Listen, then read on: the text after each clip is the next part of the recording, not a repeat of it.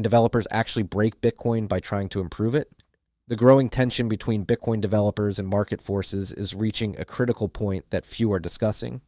On a recent episode of the TFTC podcast, John Carvalho, CEO of Synonym and longtime Bitcoin developer, breaks down why developer overreach might be Bitcoin's biggest threat. With over a decade of experience building Bitcoin businesses and contributing to core development, John brings unique insights into how Bitcoin actually evolves.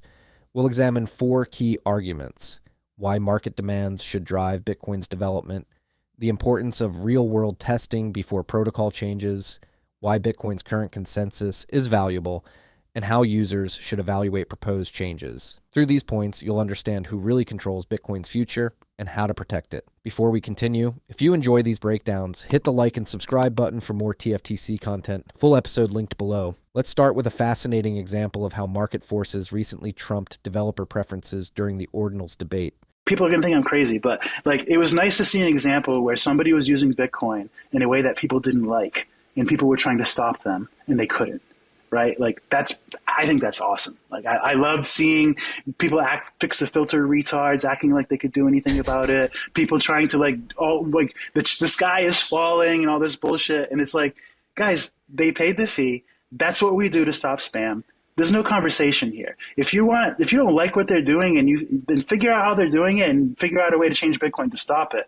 But you can't just the mempool isn't going to stop them. The mempool isn't even enforced, and they're just going to make private mempools. If you try, every time you try to control the mempool, you're going to make the mempool worse, which has been proven true, a few times in the past few years. This first clip powerfully demonstrates our key argument about market demands versus developer preferences. John points out how attempts to control Bitcoin usage through technical restrictions have consistently failed. When users pay the required fees, that's the market speaking, no amount of developer disapproval can override Bitcoin's basic economic incentives. This illustrates a fundamental truth about Bitcoin. It's designed to resist control by any single group, including developers. The mempool discussion perfectly illustrates this principle. Attempts to control or restrict how people use Bitcoin through mempool policies not only fail, but often make the system worse. This is Bitcoin's market-driven nature at work. Users who pay fees get to use the network, regardless of whether others approve of their use case. The beauty of this system is that it removes power from any single group to dictate how Bitcoin should be used, creating a truly permissionless network. Now that we understand how market forces naturally govern Bitcoin usage, let's explore how we should approach making actual changes to the protocol. I think that you can't change Bitcoin without oppressing people, without politically overbearing them. And so changing Bitcoin needs to be something that comes from the market. If we want to make changes to Bitcoin, they should be presented with data, with experiments, probably need to put it on a shitcoin first. The standards just need to be so much higher than anybody's willing to admit. You can't stop them from using it as an abstraction, because that's all it is. There's no value in there. It's just an anchor.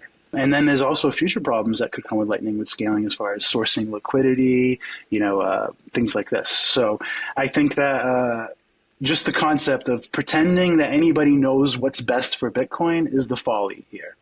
John outlines a crucial framework for how Bitcoin development should proceed, through market validation and real-world testing. He emphasizes that changes can't be forced on users without their consent. They must emerge from genuine market demands. This approach represents a fundamental shift from how most software development works, where developers often decide what users need. His suggestion about testing features on other cryptocurrencies first isn't just cautious, it's a practical way to gather real data before proposing changes to Bitcoin. This approach ensures that proposals are backed by evidence rather than speculation, setting a higher standard for protocol changes than what many developers currently advocate. By requiring this level of validation, we create a natural filter against unnecessary or potentially harmful changes while remaining open to truly needed improvements.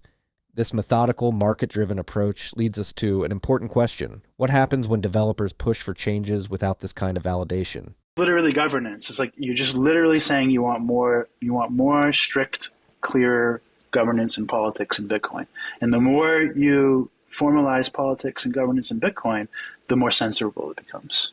So do you want that trade-off? I don't want that trade-off. I'd rather have James crying for 20 years than have that trade-off. Do you think ossification is a possibility? From here on? No, I think that's another meme. Ossification is just for the moment, right? Like nobody can ever say there's never going to be another change to Bitcoin, right? Like there's not some way to predict that future or ensure that future. I think that ossification is just probably when nobody's using Bitcoin anymore. Otherwise, it's just a temporary state. Yeah. We're always in consensus, right? Like we already have consensus right now. We found it. Everybody agrees. And when covenants people make proposals, they're out of consensus. They're saying they want to change Bitcoin. They want a different Bitcoin. And users have to assess whether they even care, or whether they need that risk.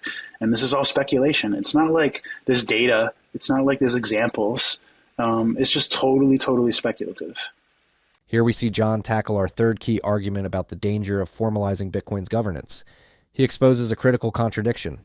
Attempts to create better governance structures actually make Bitcoin more vulnerable to control.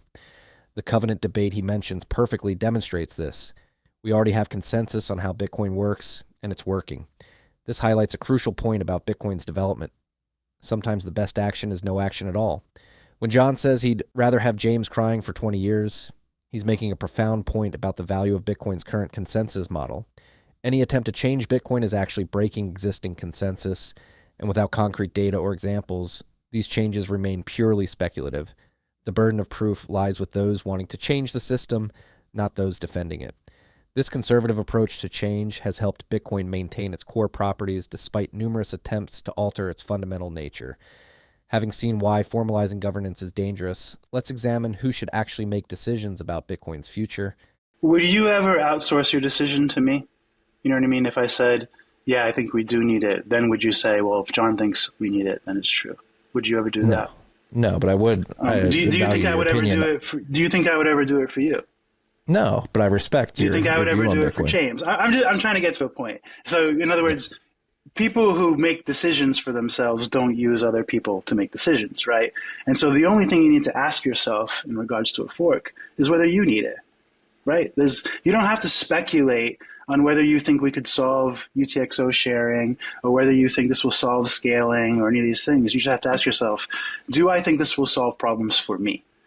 I don't think Covenants is going to solve any problems for me. I don't think it's going to solve any problems, like any notable problems for my users of our products. In this final clip, John brings everything together with a deceptively simple question. Would you outsource your decision-making to someone else? This cuts to the heart of Bitcoin's value proposition, individual sovereignty. Rather than relying on developers or experts to tell us what Bitcoin needs, each user should evaluate changes based on their own requirements.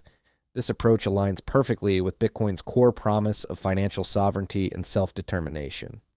Notice how John focuses on practical problems rather than theoretical benefits. When he asks, do I think this will solve problems for me?